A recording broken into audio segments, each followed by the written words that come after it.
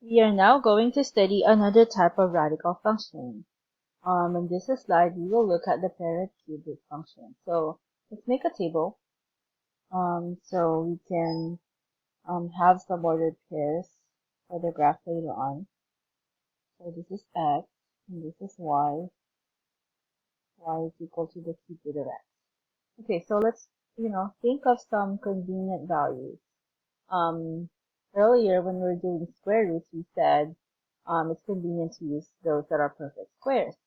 So if we're using, or if we're graphing the cube root function, the best way is to use numbers that are perfect cubes.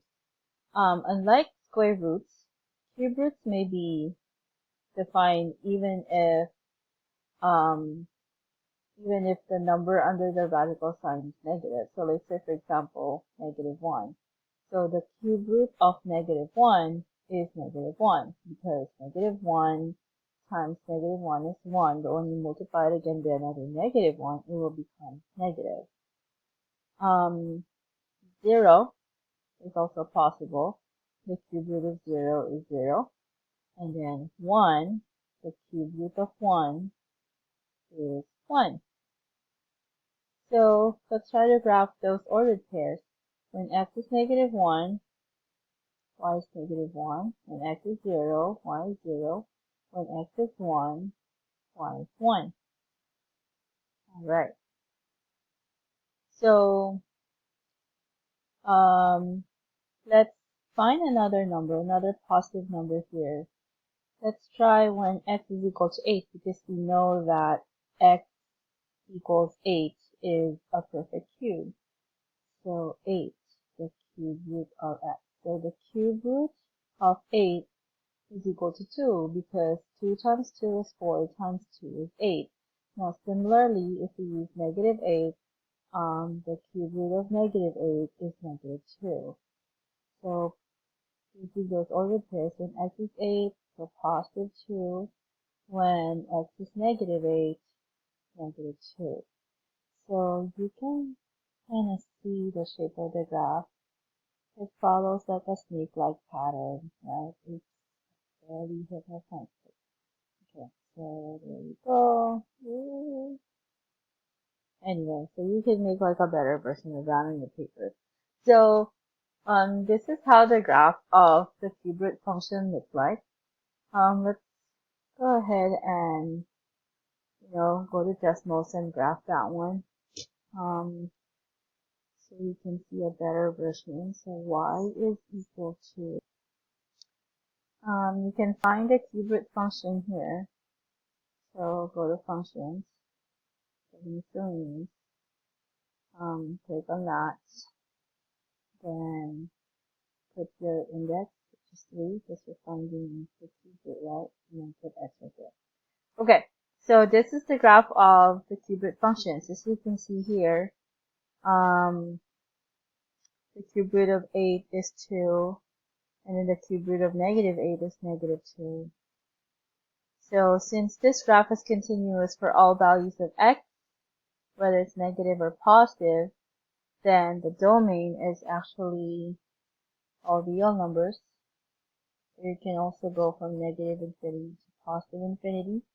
And the range is the same thing. It's also all real numbers.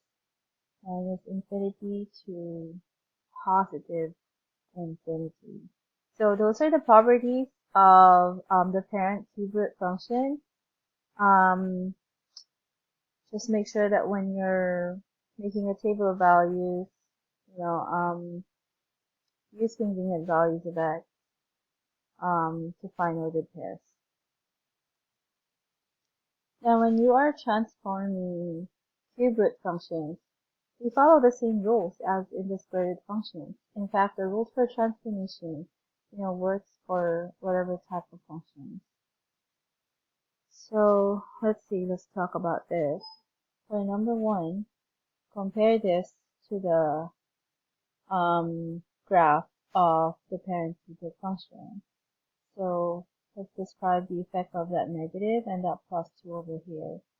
So the +2 is a horizontal translation. since it's plus 2 and it's horizontal, you reverse the direction, so it's going to be 2 to the left. And the negative, since it's multiplied to the whole radical function, it will be reflection in the x-axis. Okay. For the second one, the negative 3 is horizontal translation 3 to the right. The plus 4 is a vertical translation, so follow the sign. So 4 up, and then 2 is a vertical stretch by a factor of 2. Third, so positive 2 will be horizontal transformation 2 to the left.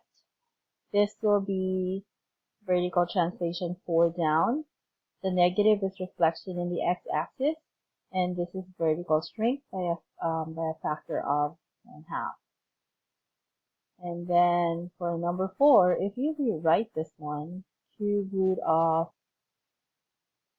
negative x plus 4. So this will be a horizontal translation 4 to the left, because you have to reverse the sign.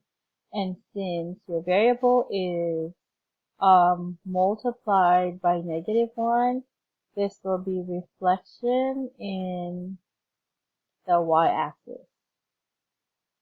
Alright, so those are examples on how you describe transformations of cubic functions.